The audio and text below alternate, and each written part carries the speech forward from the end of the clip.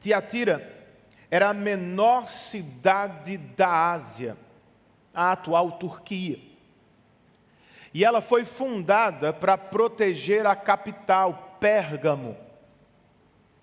Além disso, Tiatira era operária. Estava cheia de fábricas, vivia para produzir e abastecer as grandes cidades à sua volta. Logo, dificilmente alguém ficava desempregado em Tiatira, a menos que você fosse um crente comprometido com a exclusividade de Cristo Jesus. Eu explico. Não havia em Tiatira um grande centro de adoração a um único Deus específico. Porém, a cidade estava tomada de sindicatos trabalhistas. Para fazer parte, não bastava pagar a membresia todo mês. Você precisava comparecer às festas pagãs. Tinha que assumir compromissos com os deuses patronos de cada profissão. Esse era o dilema dos crentes de Tiatira. E eis que surgiu alguém no meio da igreja da cidade, ensinando que misturar-se ao mundo para defender o trabalho não é nenhum problema, é até louvável. Jesus discordava deste ensino. Por isso se apresentou aos crentes de Tiatira como o Filho de Deus, cujos olhos são como chama de fogo e os pés como bronze reluzente. Trata-se de uma descrição de autoridade. Jesus não é apenas o Salvador gracioso, gente. Ele é o Filho de Deus que, como vamos aprender, recebeu um reino para governar.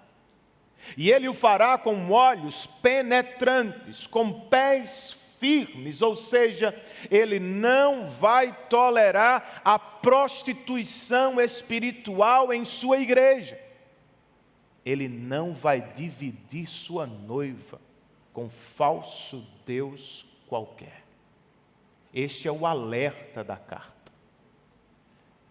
Se Ele não tolera a prostituição espiritual, tampouco nós devemos tolerá-la.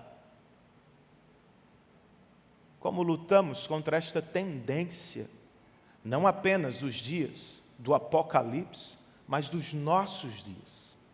Sincretismo, mistura religiosa, vale tudo para ter a bênção. Como é que você se protege? Bem, esta carta nos ajuda, primeiro, ao nos lembrar do que Cristo sabe acerca de sua igreja. Ao início do verso 19, volte aí seus olhos para o texto bíblico. O Senhor Jesus diz: conheço as suas obras, o seu amor, a sua fé, o seu serviço e a sua perseverança. Eis uma igreja da qual eu gostaria de ser membro. Diferentemente de Éfeso, a igreja de Tiatira tinha obras e amor. E diferentemente de Pérgamo, a igreja de Tiatira não deu ouvidos aos ensinos dos nicolaítas, estava firme na fé evangélica. E como a igreja de Esmirna, a de Tiatira era perseverante na tribulação, gente. Além de tudo isso, no que acabamos de ler, ela está exibindo um equilíbrio saudável. Ela tem amor por Cristo, mas também tem serviço aos crentes. Ela professa fé no Deus que governa todas as coisas e exibe esta fé por meio da perseverança na tribulação. E isso não é tudo. Ao final do verso 19, Jesus acrescenta: e sei que você está fazendo mais agora do que no princípio. Nossos irmãos não fizeram muito e de repente pararam de vez. Eles cresceram e continuam crescendo. John Stott, comentando o texto, diz: a igreja de Tiatira sabe que a vida cristã é a vida do desenvolvimento na piedade, é a vida do crescimento da fé. É o que faz da vida cristã algo empolgante, dinâmico. Você nunca domina o assunto, você nunca sabe de tudo, você jamais se forma na escola do Espírito. Há sempre mais para aprender, há sempre mais no que crescer. Eu te pergunto, meu irmão, esta é a sua descrição? Terá você crescido durante a pandemia? Agora que nos aproximamos de mais um fim de ano, você pode dizer de si mesmo: eu amadureci, sou um melhor cristão do que era ano passado. Você está crescendo. A porta do crescimento cristão também é estreita, não é do dia para a noite. Você não vai crescer tudo de imediato. Não há evento algum no mundo que vai lhe dar uma pílula de crescimento instantâneo. Não tem isso, gente. Você precisa ler sua Bíblia a cada manhã. E eu preciso cultuar com minha igreja a cada semana. Todos nós precisamos nos apropriar dos meios de graça constantemente. A boa notícia é: lenta e continuamente, à medida que nos apropriamos dos meios de graça, nós crescemos na fé para a glória de Deus. Essa era a igreja de Tiatira. E com ela, como eu disse, nós aprendemos também sobre o equilíbrio do crescimento. Nossos irmãos cresciam em tudo, não só em uma seção do cristianismo. Tinham boas obras, mas cresciam em conhecimento. Diziam amar a Deus, mas também amavam a igreja dele. Eram equilibrados. Como é que você avalia o seu crescimento?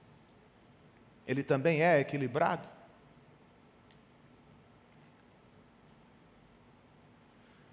Há jovens cristãos, para falar lá de João Pessoa, tá? Há jovens da minha igreja que dominam a teologia sistemática de Berkhoff, mas são incapazes de lavar a louça para ajudar os pais. Outros do lado oposto estão sempre dispostos, servindo, não medem esforço, estão sempre lá quando são acionados, mas não crescem na fé. Nunca parecem crescer. Não há tempo. Não há espaço na agenda para sentar e estudar. Não há hora da semana reservada para a leitura da palavra, para a leitura de um bom livro cristão. Amigo, por que você não cresce de modo mais equilibrado? Planeje melhor sua semana. Reserve tempo para servir. Mas não deixe de ter tempo de estudar a palavra do seu Deus. E outra vez, vamos aprender com Jesus a corrigir uns aos outros. Ele vai exortar a igreja de Tiatira como fez com a de Pérgamo. Mas ele não vai fazê-lo sem antes mencionar as virtudes e os pontos altos dos nossos irmãos. Porque não seguimos o modelo de Cristo, gente. Em casa, aqui na igreja, na faculdade, no trabalho. Por vezes, quando nos aproximamos da correção, quando estamos para corrigir alguém, tudo que vemos é o erro. O pecado dele, o erro dela. Será que você não está esquecendo de ver mais coisas? Seu esposo não tem virtudes. Sua esposa não tem virtudes. Vamos nos esforçar para fazer como Jesus. Não vamos ver apenas o erro dele, dela. Vamos nos lembrar de todas as coisas boas que os nossos irmãos, familiares e amigos também fazem. O exercício vai gerar gratidão no nosso coração. e ao mesmo tempo vai nos preparar para uma correção saudável. Se for mais grato do que crítico, as pessoas vão receber sua ajuda com mais facilidade. Para nos ajudar então, a carta de Tiatira nos lembra o que Cristo sabe acerca da igreja. Em segundo lugar, ela nos lembra o que Cristo tem contra a igreja. Versos 20 e 21.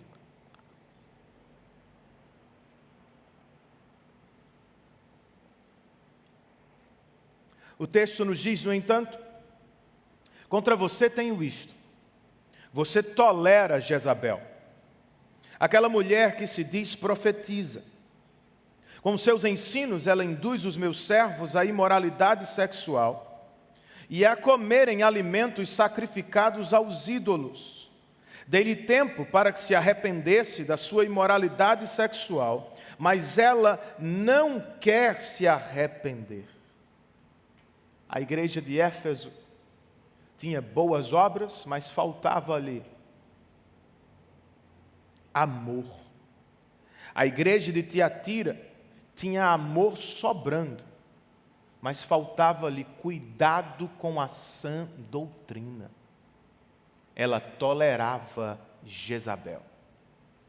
A mulher que se dizia profetiza não era de verdade. Na avaliação de Jesus, trata-se de uma impostora.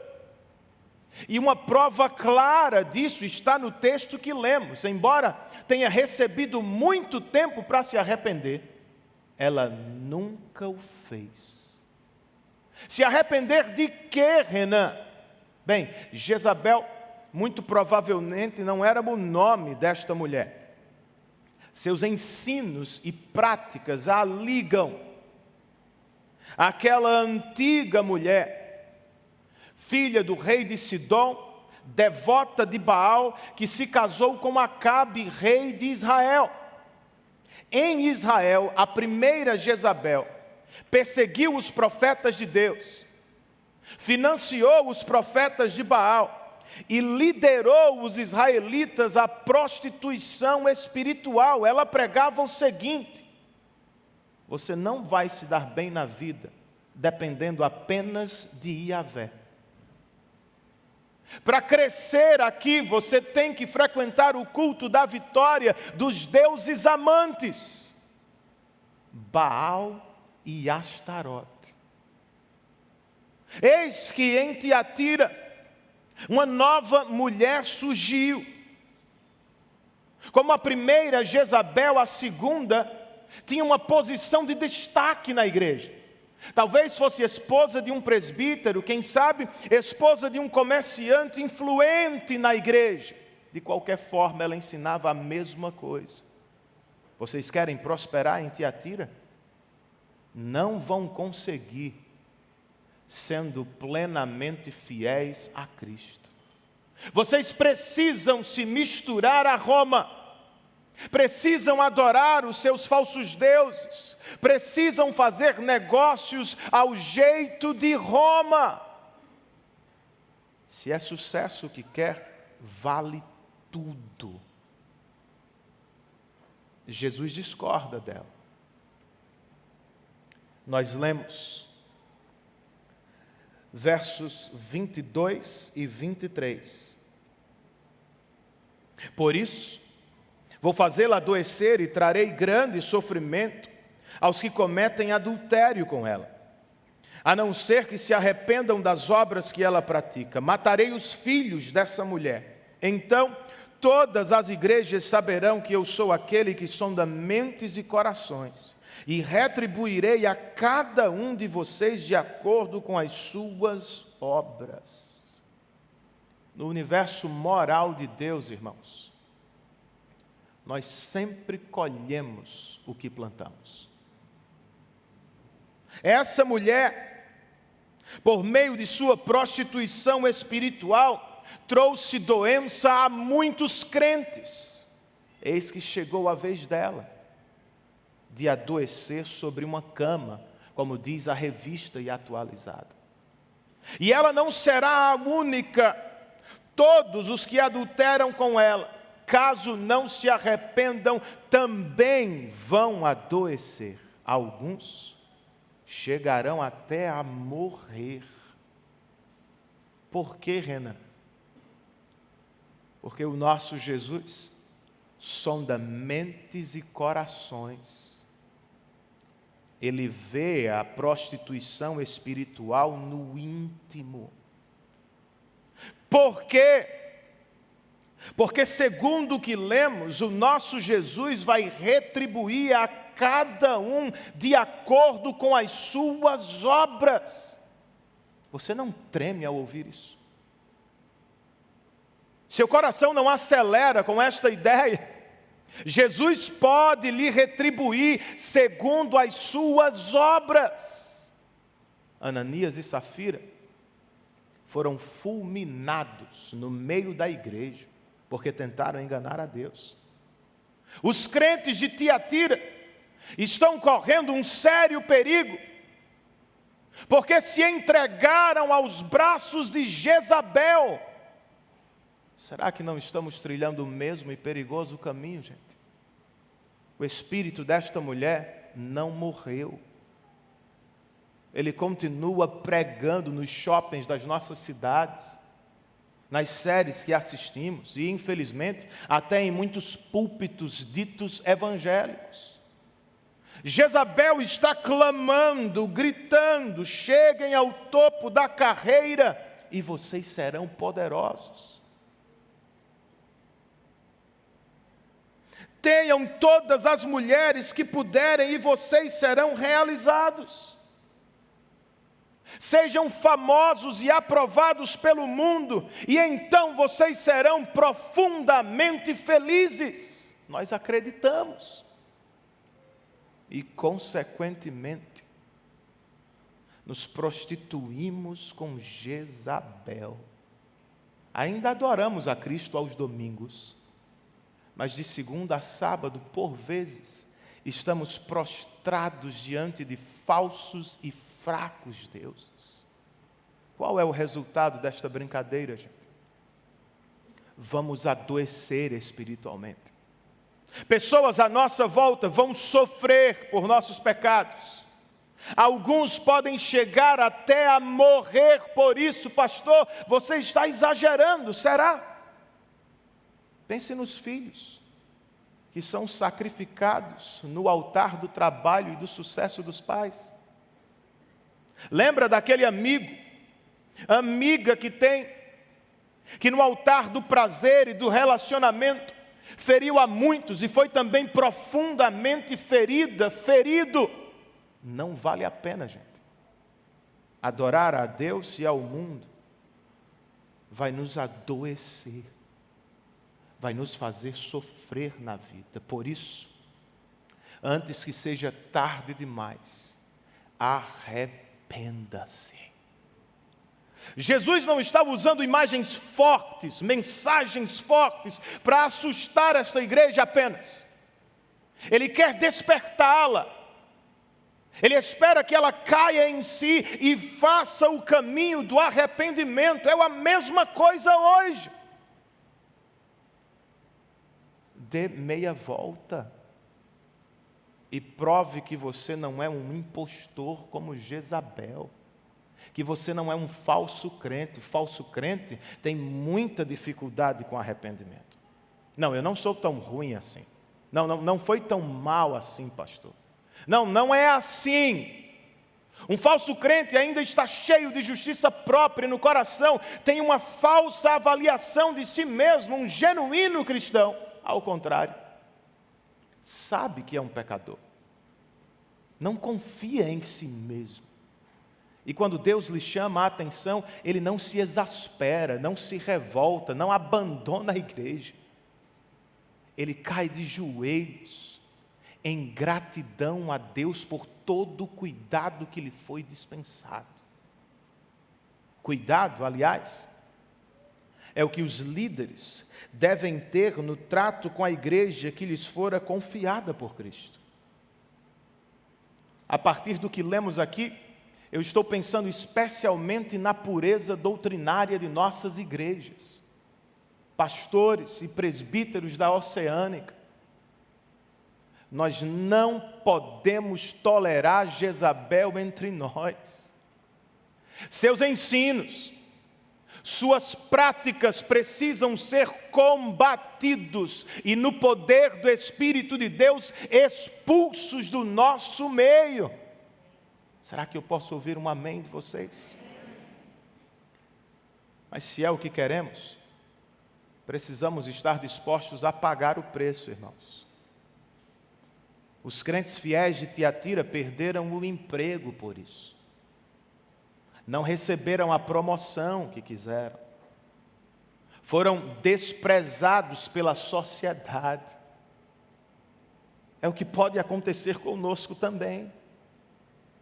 Porque não abraçamos o novo normal ideológico deste mundo, nós não seremos bem vistos, não seremos aplaudidos, ponto.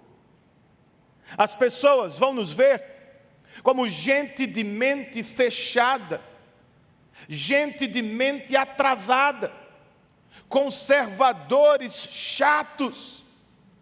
Muitos não nos chamarão às suas festas, e muitos deles jamais virão aos nossos cultos. É assim mesmo. Eu te pergunto, e daí? Em Cristo, nós já fomos aprovados por Deus de uma vez por todas. O elogio do Salvador vale mais do que milhões de palmas do mundo de Jezabel, meu irmão. Fiquemos com Cristo, ainda que seja difícil. É como a carta de Tiatira nos ajuda. Ela nos lembra o que Cristo sabe, o que Cristo tem contra, e para terminar, dentro do tempo, Léo, esta carta nos lembra o que Cristo dará à igreja. Dessa vez eu acertei, viu, no tempo. Versos 24 e 25.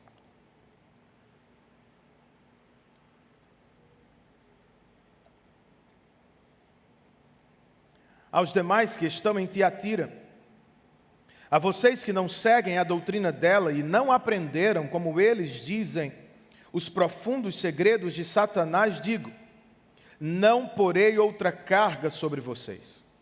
Então somente apeguem-se com firmeza ao que vocês têm, até que eu venha. Cristo faz um único pedido aos crentes de Tiatira: apeguem-se ao que vocês têm. Ou seja, apeguem-se ao que receberam dos apóstolos e de seus verdadeiros discípulos, e levem a vida de acordo com minha palavra, não negociem. E não se trata, gente, de algo pesado como alguns podem pensar. Ouvir a voz de Cristo, obedecer à vontade dEle, é, antes de mais nada, algo libertador. Seremos poupados das armadilhas de Jezabel, protegidos diante das ameaças e segredos do próprio diabo. Esse é o pedido. E as promessas, Renan, onde estão? Elas se acham entre os versos 26 e 29. Vamos ler o texto? Àquele que vencer e fizer a minha vontade até o fim, darei autoridade sobre as nações. Ele as governará com cetro de ferro e as despedaçará como a um vaso de barro. Eu lhe darei a mesma autoridade que recebi de meu Pai. Também lhe darei a estrela da manhã. Àquele que tem ouvidos, ouça o que o Espírito diz às igrejas. São duas promessas. Aos que se afastarem da tolerância a Jezabel e abraçarem uma vida santa diante de Deus, Jesus promete dar de sua própria autoridade. Como prometido no texto citado, Salmo 2, Cristo e os crentes reinarão sobre as nações, no reino vindouro e pleno, e no mesmo reino real e em desenvolvimento agora. Além de autoridade para reinar, os crentes que perseveram até o fim recebem a estrela da manhã. Do que se trata, gente? Ao fim do Apocalipse, Jesus se apresenta como o descendente de Davi e como a resplandecente estrela da manhã. Ou seja, o Cristo exaltado está prometendo entregar-se aos seus discípulos fiéis. Você sabe quando aparece a estrela da manhã? Dizem os estudiosos que é na hora mais escura da noite. O que Jesus está nos prometendo? Quando mais necessitarem de mim, eu não vou me esconder de vocês. Quando me clamarem, eu ouvirei. E quando me buscarem, eu deixarei ser encontrado. Eu e vocês temos um Salvador maravilhoso, irmãos. Então me diga por que é que você anda brincando com os segredos de Satanás. Em Tiatira, Jezabel ensinava: você só pode resistir ao pecado se primeiro experimentá-lo. E segundo a impostora, essa acomodação ao mundo era um privilégio dos crentes mais avançados. Nem todo mundo está pronto para se aproximar do mundo. Nem todo mundo está pronto para conhecer os segredos do diabo. Mas eu te pergunto, quem iria querer conhecer os segredos do diabo? Não há verdadeira liberdade nesta brincadeira. Muito facilmente você pode ser enganado, ser preso aos segredos do diabo. Por isso, tenhamos cuidado com livros, músicas, filmes, práticas e gurus que nos tentam com velhas e novas espiritualidades. Você é crente, meu irmão? Você não precisa de uma nova espiritualidade. Eu não preciso de uma antiga maneira de buscar a Deus que não esteja revelada na palavra. Eu e vocês temos tudo o que precisamos em Cristo Jesus. Tudo o que Deus quis nos revelar está expressamente revelado na palavra dEle. E o melhor, o jugo do nosso Senhor é leve e libertador. Não é pesado, nem escravizador. Eis o que temos. Então, se é assim, aproveite o privilégio que você tem, pois Cristo prometeu entregar mais de si mesmo àqueles que se afastam da tolerância de Jezabel. Porque estamos namorando o mundo. Porque você vai perder o tempo com os segredos do diabo quando você tem a estrela da manhã. Quer um conselho? Levanta mais cedo. E em vez de tentar práticas que querem te esvaziar, encha-se da luz do Evangelho que você vê no rosto de Cristo na palavra. Tenha certeza, meu irmão. Esteja certo, minha irmã, Cristo estará esperando por você na palavra e na oração. E depois, pastor? Depois, como diz Paulo aos Filipenses, brilhe como uma estrela no meio de uma geração corrompida. A ideia é, banhe-se na luz de Cristo e depois saia para espalhá-la no mundo que está em trevas.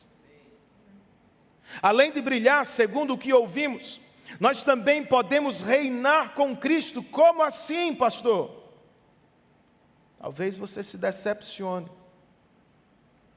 no futuro celestial, nós vamos trabalhar. Para você que pensou que ficaria descansando a eternidade ou só cantando num grande coral, você vai ter que reinar com Cristo sobre as nações. Não sei exatamente como será, mas tenho para mim, irmãos, que será algo glorioso. Mas talvez você esteja pensando, pastor, é algo muito distante, não dá para ter ideia, para me relacionar. Claro que dá, gente. Nós já devemos treinar agora. Devemos treinar neste exercício de reinar com Cristo agora. Espiritualmente falando, nós reinamos com Cristo quando cumprimos a missão de fazer discípulos dele. Nós estendemos o reino de Cristo sobre aqueles que ouvem e obedecem ao Evangelho. Neste sentido, eu te pergunto, será que estamos reinando bem? Seu cônjuge, seus filhos, você está reinando bem sobre eles? Eles conhecem o Rei, se envolveram com o reino. No trabalho, nós aproveitamos a influência que temos, as oportunidades que surgem para apontar o reino, para falar do Rei. Em nossa igreja, quando nos reunimos para ler e orar, será que estamos fazendo o reino avançar nos corações dos nossos irmãos? E no campo missionário, irmãos? E a missão global da igreja? Será que você ora pelos plantadores de igreja? Você investe na missão de outros irmãos que estão ao redor do mundo para fazer a mesma coisa? Estender o reino sobre aqueles que ainda não conhecem, não servem a Cristo. É um privilégio. Mas também é um dever estender o reino. Mas e você que nos visita? Você já entrou no reino? Já foi banhado pela luz salvadora de Cristo Jesus? O que precisa saber? Você precisa entender com a mente e crer com o coração no que Cristo fez por você na cruz do Calvário. E o que foi que Ele fez? A estrela da manhã, para nos salvar da escuridão eterna do inferno, mergulhou nas nossas trevas, pagou por nossos pecados na cruz e nos deu sua luz salvadora para sempre. Você quer reinar com Cristo, meu amigo? Primeiro você precisa se render, prostrar-se diante do verdadeiro Rei. Pastor, como assim? Ele é totalmente diferente dos reis e soberanos que você conhece na terra. Ele não é como um imperador que esmaga seus súditos. Ele não é como um político que abusa de seus eleitores. O nosso Rei usou de seu poder para vencer nossos inimigos. Na cruz, Ele venceu o pecado que nos condenava, o diabo que nos assustava, a morte que nos enchia de medo. Na cruz, Cristo tomou sua autoridade, colocou sobre si, entregou-se a Deus como um sacrifício perfeito no nosso lugar. Deus o Pai recebeu e por graça nós fomos salvos.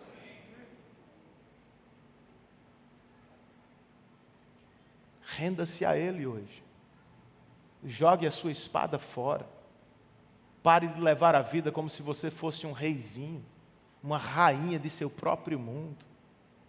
Prostre-se diante do verdadeiro Rei da Glória, Cristo Jesus. Você vai fazê-lo? Faça-o. E você vai desfrutar conosco de alegrias espirituais que superam a qualquer experiência da vida humana. E você, meu irmão, volte a lutar contra o pecado no terreno seguro da palavra de Deus, da igreja de Cristo, de sua família, jovem. Não ache que você é forte. Não acredite naqueles colegas pregadores que dizem que podemos brincar com o pecado. Nós não podemos. Não somos páreos para as tentações e promessas do pecado. Por isso, precisamos ficar juntos como igreja. Porque tem um detalhe que muito me abençoou nas cartas do Apocalipse. Jesus pode nos abençoar em casa? Claro que pode. Na sua oração particular? Claro que pode. Mas aqui nós aprendemos que tem algo especial no culto. Ele prometeu nos dar bênçãos especiais no culto congregacional da igreja. Ele prometeu andar entre os candelabros. Ele está aqui, meu irmão. Aproprie-se do que Ele tem para lhe dar nesta noite. Curve a sua cabeça onde você está. Faça a sua oração. Agradeça a Deus pelo cuidado que recebeu. Peça-lhe força para lutar contra o mundo. Peça perdão se for necessário. Saia daqui cheio de vontade, de desejo por viver para a glória de Deus.